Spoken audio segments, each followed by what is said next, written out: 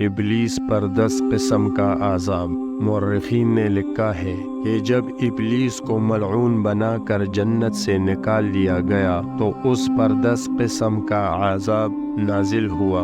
Number 1، اس سے ولایت کو سلب کر دیا۔ نمبر 2، تحریم جنت۔ نمبر 3، مسخ شکل یعنی بد شکل جن و شیطان کی طرح کر دیا۔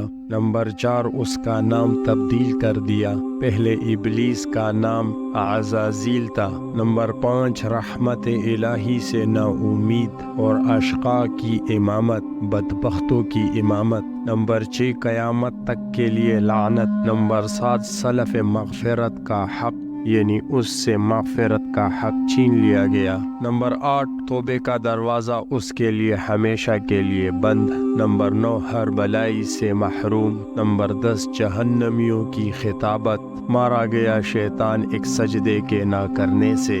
اگر لاکھوں برس سجدے میں سر مارا تو کیا مارا۔